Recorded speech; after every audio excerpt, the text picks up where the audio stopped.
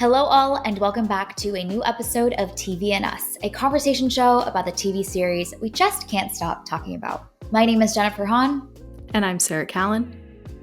And each season we focus on a different show, reviewing it episode by episode, and we invite you to watch along with us. Right now, we are reviewing The Sopranos Season 1, and we are marching our way towards the end of this season. Today we are on episode 11 titled, which I love, Nobody Knows Anything. And I just feel like that is accurate for life and for this episode. So if you haven't watched episode 11 yet, go check out the episode, come back, listen to the rest of our conversation. This is your spoiler alert. So Sarah, you're going to kick us off with an IMDb summary for The Sopranos Season 1, Episode 11. Yes, and I'm going to go with the HBO summary again because it's shorter. Better. Yeah. And it is, after Jimmy and Pussy are arrested in an FBI raid, Makazian tells Tony that Pussy may be wired for the feds. Oh, nice. Yeah. The plot thickens in this episode. Oh, yes. So what is your episode title for this one? My title is Pending Doom. Yup. That's what a lot of people are feeling. Yeah. My episode title is Textbook Manipulation. Yes. Oh, it's so good. I was so pleased in that scene. Oh, it was great. Well, let's dive in, shall we? Can we talk about that scene? Because our girl Livia is putting on a whole show for everybody. And we've had our suspicions about her. They are no longer suspicions. Homegirl knows exactly what she's doing and is very clear-minded about it. And I think that is so fascinating because I want to know what her goal is, and what her motivations are. Why is she trying to take out her own son through Junior? What hurts and wounds are contributing to that level of manipulation? Or is she doing some double-cross business? What is happening? Because Livia is making very clear moves, and we've been on to her this whole time, and she has confirmed it for us in this episode. It's so good. I also loved, everything with Livia is just great in this episode. You can see the wheels turning in her head.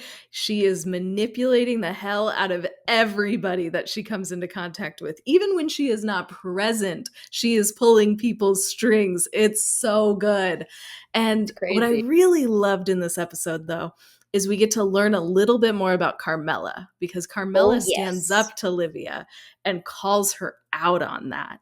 And I really, really loved that because I feel like we have had like our eye on Livia and been like, no, she knows what's up. Like we've been on to her for a little while, but Carmela is still this mystery kind of like, obviously she's a wife and a mom and doing all of the things, but like surely there has to be more to this person than we've seen so far.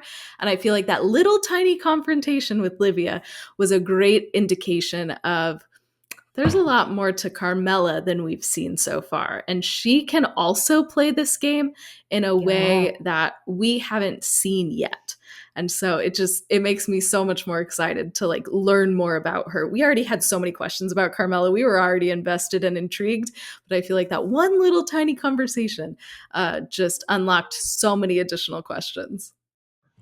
And she shoots her so straight too. I mean, my episode title is basically from the quote where Carmela specifically calls Livia out and says, what you're doing is textbook manipulation. There's no beating around the bush. There's no like niceties of I know what you're putting down, but I'm not going to say it outright. She's straight up calling her out. And Livia does a great performance. It deserves an Oscar for her being, what, me? What did I do? And it's a great show that she puts on. But Carmela's playing a different game. And what I think is really fascinating about Carmela being the one to call Livia out is the way that women can understand other women in a way that the men cannot. And so you see that Uncle Junior is in the orbit of Livia's influence, and Tony is susceptible to Livia's influence. But women know each other, and we can see quite clearly, maybe a little bit more clearly, when there's a little bit of scheminess and manipulation that's happening. Well, and I love that Carmela even says that. She's like, I'm a mom too, and I know how to use this power. I know what you're doing. And so I really expected more pushback from Livia in that moment too, of like, I've been a mom so much longer than like I expected kind of that tact, but Livia goes in a completely different direction. So I just found that interesting though that Carmela is stepping up and being like, I know how to use this power too. You're not the only one here. So don't get it twisted. I'm on to you. We don't know what Carmela's going to do with this knowledge or with this power, but we know that she is aware and she is a deep thinker. She's playing a long game here. I'm so excited. I don't care what the show does with Carmela. I'm just excited. Mhm. Yeah, dude. Uh, Mhm. we can read another woman quite well, and you're so right. Livia doesn't try and defend herself. She actually plays dumb, which is more of her manipulation when she says the like, what did I do? What do you mean? And you see her play the victim card with Junior again too, and say, oh, Tony's left me here, and she pretends to be a fool. She pretends to be someone who is being taken advantage of being victimized, and obviously saying the right things to get Junior to say, to drop the right amount of seeds to allow Junior's paranoia to spiral. But she is not incriminating herself in any way. All she said was, hey, I've been seeing some of the wives of the capos here, the moms here, a little more than usual. And she knows Junior well enough to know that he will put two and two together and form a narrative that is driven by anxiety, driven by paranoia of people trying to take him out. And so she has placed the right seed and understood the players around her to get them to do the work that, her hands are clean. But for all intents and purposes, she just made a small little comment. And so seeing her tactically play this game in her way too has been so fascinating to see. Oh, it's so juicy. Honestly, we love to see it. We love to see a lady just manipulate the hell out of everybody around them. And she's so good at it too. She's so good at But it. the one of the lines that she says in this episode, she says it to Carmela, is with Junior, at least I have some purpose in life. And I found that to be really interesting. Like, Yeah. obviously, we can't trust anything that Livia says because it's all calculated, it's manipulation, all of the things. But I think there's also a lot of truth in that Mm, statement too.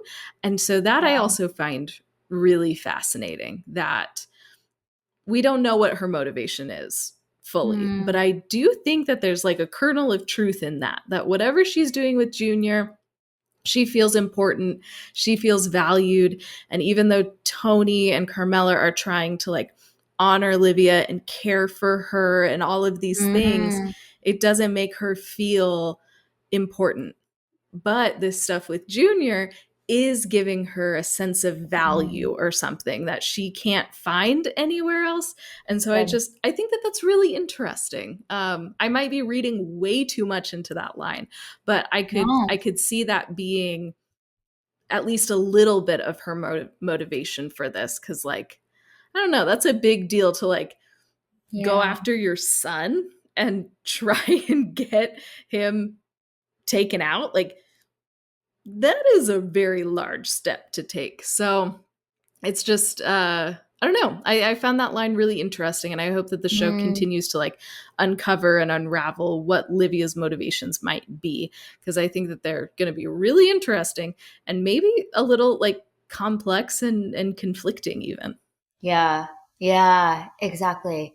And and it touches on a very real dynamic for a lot of elderly that are aging, that are feeling forgotten, feeling like they don't have purpose, that they are less useful, that they're no longer contributing members to society. And there's a mourning of their previous life, of the independence that they had, like the whole drama around having to move her into this retirement community, as she likes to call it, to make sure it's called that, is part of her going from one chapter and one version of herself into this new one, and kind of having to mourn the previous self that could self-actualize and have autonomy, which is a very real part of that emotional turmoil that happens for aging parents and people that are getting older too. So it's fascinating to see the show touch on that in a very interesting way with all of her scheming. I also am curious, however, to see if Livia is specifically igniting Junior to force the showdown between him and Tony to get her son onto the throne sooner than he might have chosen, and kind of ignite that uh, in a kind of in a rushed way, perhaps, than Tony Soprano would naturally do for himself, you know? So how is she in the next episode going to drop hints and seeds for Tony that, oh yeah, Junior visited me the other day and he said the funniest thing, you know? And how will she pit them against each other? Or is her loyalty truly just to Junior? Or is Junior just a pawn in her larger goal, which is to look after her son and to get him to be kingpin in this whole ring, and knowing that her son would never actually go against Junior on his own, and so she's kind of helping him along in her very motherly way. But I know there's a lot of complicated feelings that she has about him, which makes that a little bit confusing, perhaps, as well. She's not Mama Bear looking out for her poor little child. Like, she's got bitterness that is really deep. So I think the show is intentionally leaving a lot of that kind of vague. And we are here for it. So, yep. Exciting stuff to come. You know, we only got 2 episodes left of this season. So, what is Livia scheming up in these final 2 episodes? I'm so excited to find out. It's going to be great. And where is the show going to reset the game board, if it chooses to, by the end of the season? Mm-hmm. You know, it's often these little mini chapters and arcs and seasons that, when the end of a season ushers in a new state of the world that we are then waiting and excited to see for the new season. So is this season going to end with Tony is the new guy, Junior's been taken out, or some other variation version? Junior, unsuccessfully schemed this time around, but there's more game to play, and that will be even more of a prominent plot in the next season. I don't know. So it'll be fascinating to see how much the players in this game board change or don't change, and there's more ball to be played in the next season. Succession is a great example. They spent like 4 seasons with the same problem of who is going to take the company, and stretch that out for a long time. So theoretically, The Sopranos is also like, who will be the dawn of this family? It's always everyone's jockeying for that, and them holding out Tony to not take that position too early, I think makes sense. It's very House of Cards-esque as well. Like, he doesn't become president in the second season. It takes time for them to build to. They do a season or 2 with him in power, and then inevitably the fall in some way. So I think that will be interesting to see what the central anchor tension is for The Sopranos going to be, and how long they drag and pace it out over the course of all 6 of its seasons, I believe. 6, right? Yeah, we got a lot of episodes to go with this. So there's so many different directions I'm sure they're going to run in, and there's so many dangers afoot. And we see a lot of that in this episode because we're going on a rat hunt. Yes. We don't know who the rat is. We don't know who has the wire, but we know somebody is wearing a wire. And it's fascinating to watch Tony and Polly and Silvio try and grapple with this really, really difficult information that they have received in this episode. Yeah. One of their own, one of their friends is potentially the rat. I think this episode is a great pro Tony episode on the whole. You know, like he in his methodology is very adamant about ensuring they are 110% sure it's him. And he has a line that I wrote down. This is our friend we're talking about here. And so you see that loyalty that we love to see in Tony for his people, and it will translate even in this time of crisis where his own threat, the threat of his own safety is at hand, and his whole community is at stake. He will still wait to ensure he has full confidence and not be impulsive or emotionally driven, but doing his homework to make sure before he murders his friend, you know, like we got to make sure it's the rat. Uh, so I think that is a fabulous, great Tony moment that we get to see in this episode.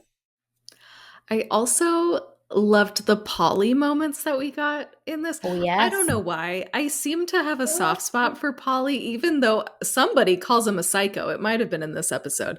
But man, there's something about Polly that I just find endearing. I don't know what that says about me, but I love that in this episode, he steps up and he's like, hey, Tony, like I'm willing to investigate this for you. I'm willing to do what Yeah. needs to be done for you.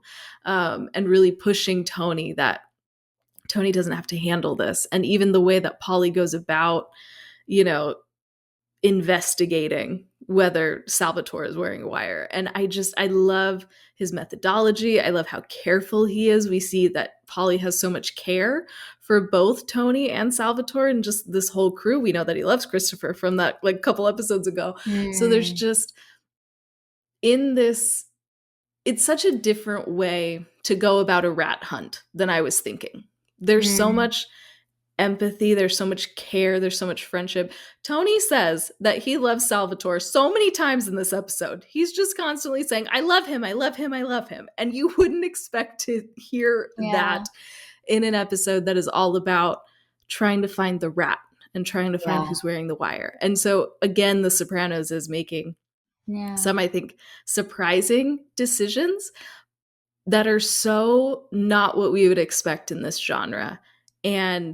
But all of those decisions are so rooted in these characters because that is how they would react to something like this. Because you're not just looking for somebody who's informing on you, you're starting to doubt one of your best friends. And that is painful. And we see that pain on all of their faces in this episode. So it's such a fascinating like mystery in this episode, but there's so much tenderness in it too. And I found that really surprising.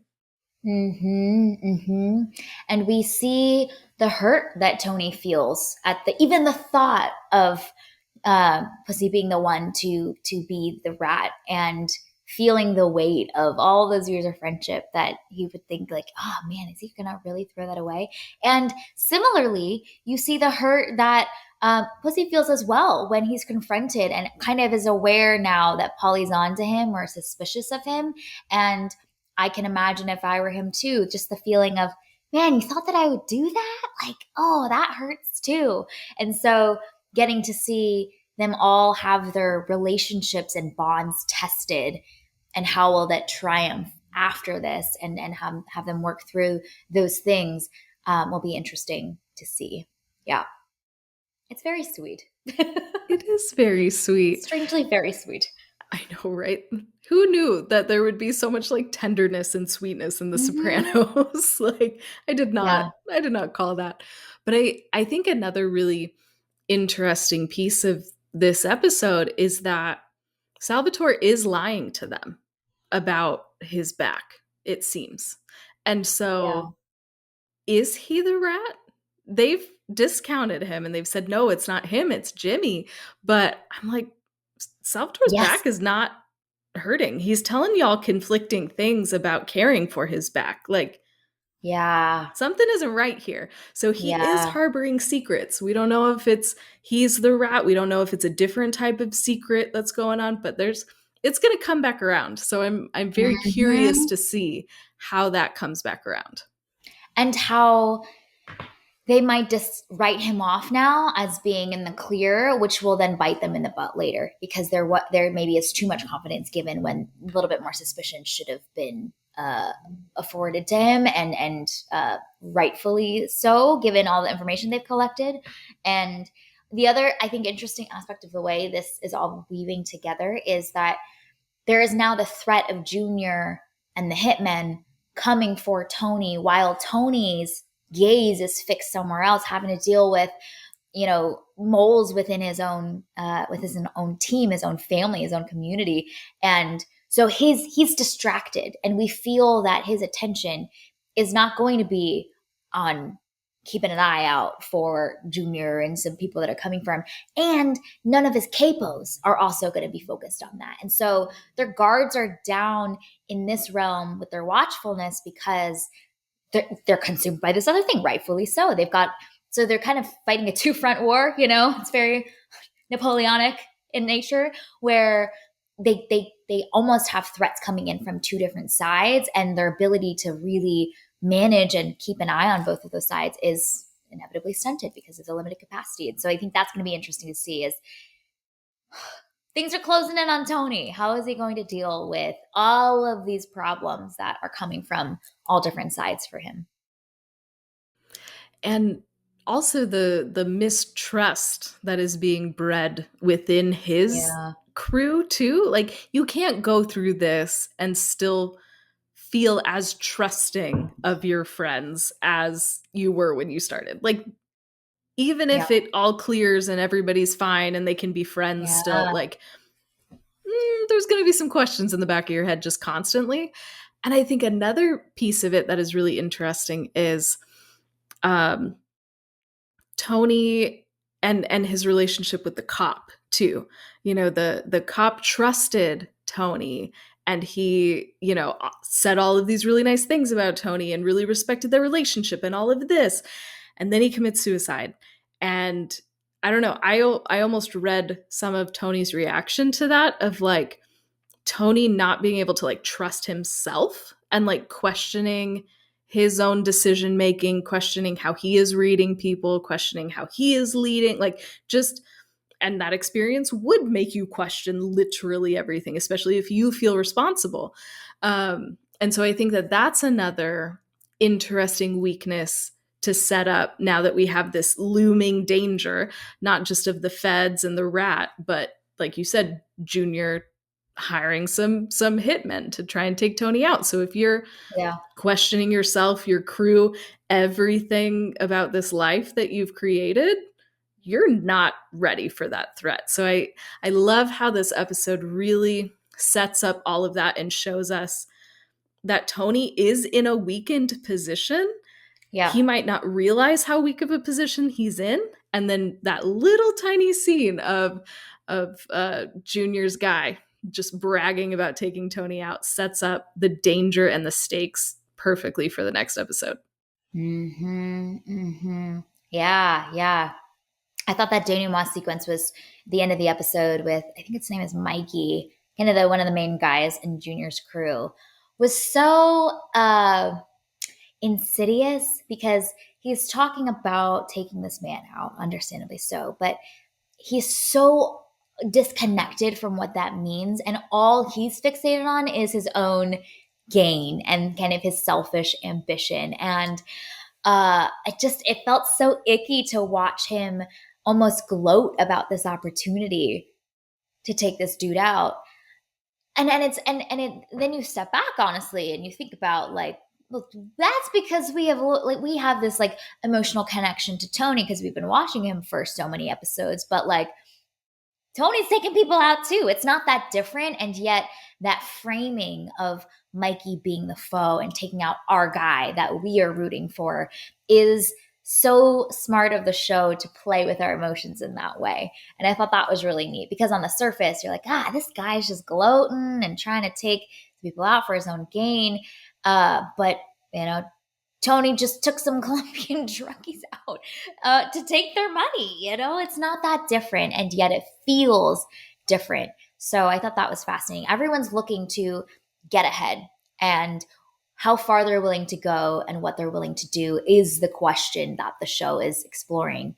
Junior is willing to take his nephew out for his own gain, to secure his position for his own selfish purposes, and at the cost of morality, family, it don't matter because he's willing to go that far. So I think that's an interesting part of the show, showcasing kind of the moral codes and the moral tensions that everyone's feeling in this. Well, and we've seen Junior's brutality before too, like when he took out Brendan, just Yeah, because Livia was like, "Nah, I don't know about that guy." And then Junior has him murdered. So yeah, we've seen that brutality from Junior, and that ruthlessness of he's got to be taken out because yeah. it affects my position. And so I think that also heightens the danger that Tony's in too. Of Hmm.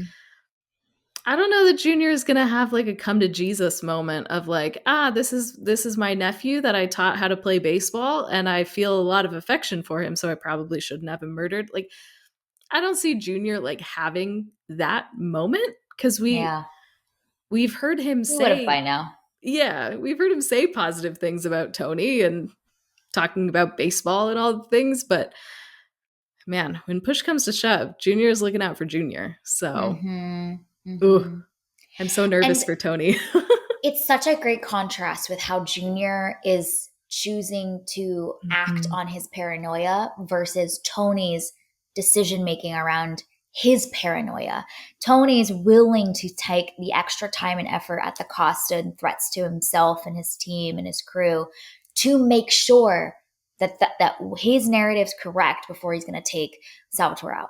Junior doesn't need to confirm. He just hears one little thing from Livia and is immediately using that as motivation for him to act on his paranoia. And he doesn't even confirm, like, is Tony trying to come at me? It doesn't matter. Like, he needed an excuse, he needed a reason, and that was enough. And I think that's fascinating to contrast these two men and how much they care about the people around them and how much they will act on impulse versus do their due diligence because they feel the moral weight of what they're about to do and the betrayals that they're about to carry out if the risk is that they're wrong. And I think that's so interesting to see the way that Tony's so meticulous and Junior is not at all, just on a whim. All right, take him out. That's it. Ooh, yeah, that is yikes. Yes, yes. Uh, any other big things, big moments that we wanted to make sure that we mentioned before we give out some TVNS awards?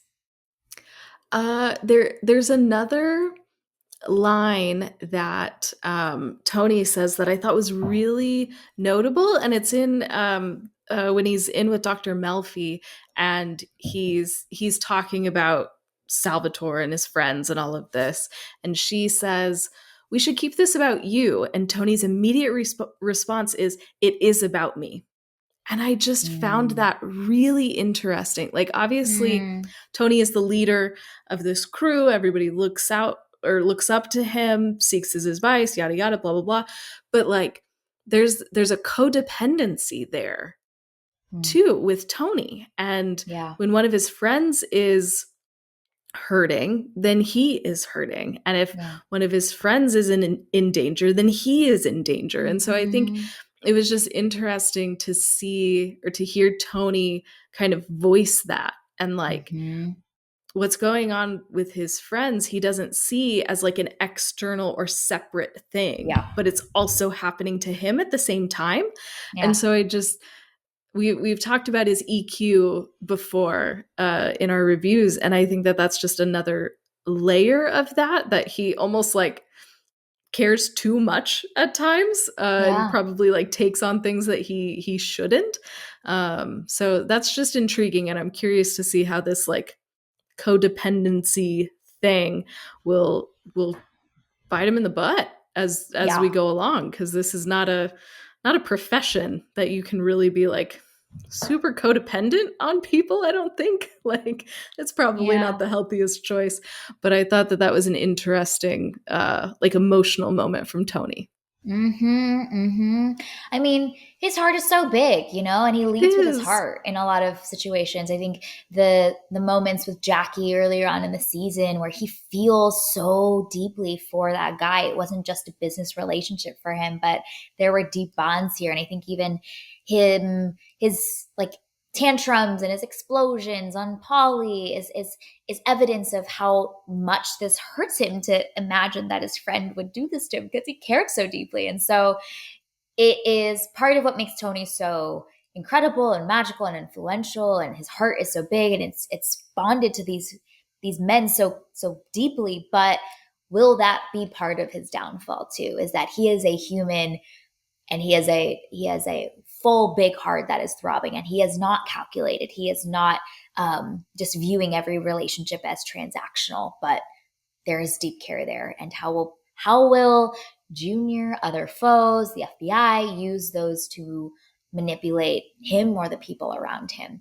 I thought it was so fascinating. I think it's in this episode or maybe a previous one where one of the characters is talking about how like the best target candidate for the FBI is someone that cares so much about their family because they can use that to get them to comply.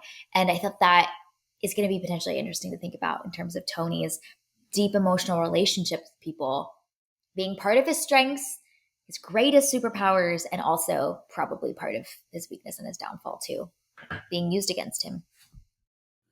Yeah, that was Makazian. It was the cop in this Mm, episode, kind of at the beginning when he's talking about, you know, the Salvatore wearing a wire and all of that. And yeah, and I loved Tony's reaction to that he explodes and is like, no, that can't be. Like, I need to see the proof, the whole thing. And yeah, Makazian is trying to reason with him and be like, hey, think about this logically, and kind of like walking him through it. Um, yeah. I thought that that was such an interesting dynamic in that moment. And then you see Tony being a little bit more methodical throughout the entire episode too. Like, he has those outbursts, but he's also balancing that with the logic of let's Mm, think this through. So, mm-hmm. Yep, so good. yep, yep. Lots of juicy stuff happening. Okay, let's give out some TBNS awards, shall we? The first category is most family oriented. What is your choice for this one? I want to give it to Tony for how many times he says that he loves Salvatore in this episode. It is a lot. He says it again Yeah, and again and again. I'm like, yeah. wow, It's we have reminiscent of big him feelings. saying that about Junior too. I love that guy. I loved Mm-hmm. that guy. I do love that guy. Also with Jackie, Yep. And his beautiful hair. Yeah. his beautiful, oh, beautiful hair. uh, my choice for most family oriented is Carmela looking out for her husband, calling out his mama. Oh, it's so good. Yikes! So Yikes! Carmela, juicy. you better watch out, cause yo, I don't know if you want to go up against that woman. Next category is most explosive moment. What is your choice for this one? I'm gonna pick when Polly takes Salvatore to the sauna thing. Bathhouse. Yep. Yeah. Yeah. That is so tense. And they both know what's going on. And it's just, I didn't know what was going to happen between them. And so Mm-hmm. it was just fascinating the way that the tension really, really ratchets up in that scene. Yep. Yeah. So good. That's a great choice.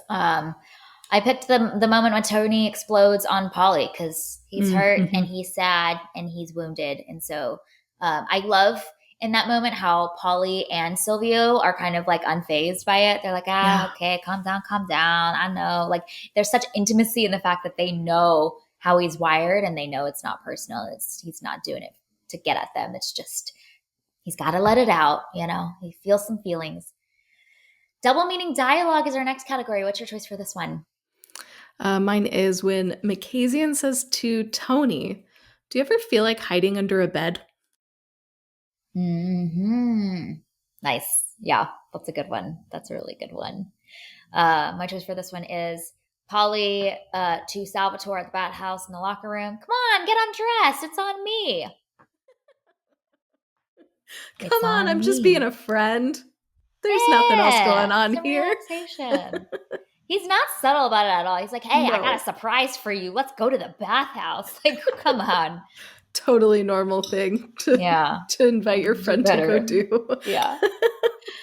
All right, looking ahead, what are you excited to see as we head into our last 2 episodes of the season? I mean, obviously we're teed up here with Junior sending some people after Tony. Yep. We have that looming danger. We Yep. already talked about Livia. I'm so excited for whatever they're going to do with her. I'm so intrigued.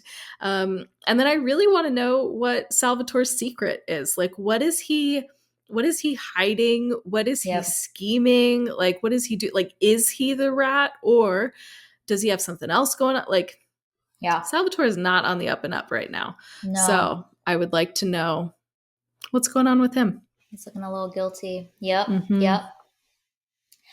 Plus one to all of those things. I think also seeing what Livia's ultimate plan is. I just feel like she is playing like 4-dimensional chess and everybody else is playing checkers. And so I want to see how she's going to place everything in its right place and who is a pawn, who is the target. I don't know what game she's playing, but it's just so unclear what her goal is. And I think that's really fun with that character. I'm excited to see this brewing evolution of Carmela and this audacity that she seems to be having. And she's just a loose cannon. What's happening there? Christopher's nowhere in this episode. Are we going to get another like intersection with Christopher potentially being an agent of chaos? There's just so many moving pieces here. So yeah. And is Junior going to be successful? Or is it going to crash and burn and blow up in his face? I kind of hope it's the latter, but we'll see. All right. Well, this was our review and discussion of episode 11 of The Sopranos Season 1. You can find it available on HBO Max. Thank you for listening to today's episode of TV and Us. Our name sums it up. We're big fans of TV and the powerful ways we can connect with each other and the world around us. This podcast is about all of us and our shared stories, so everyone is welcome here, and we're so glad you spent time with us today as we continue our journey through The Sopranos Season 1. You can subscribe to this podcast on Spotify, Apple Podcasts, or wherever you tune to your favorite shows. Drop us a rating and review, letting us know your thoughts about this 11th episode of the season. You can connect with us on Instagram, Threads, and Blue Sky at TVNSPod, or email us at tvnspod@gmail.com. Check out our website, andusmedia.co, for the latest on TV and Us and our other podcast, Movies and Us. We'll be back soon to discuss episode 12. So we hope to see you back here. We hope you have an amazing week, and we'll talk again with y'all very soon.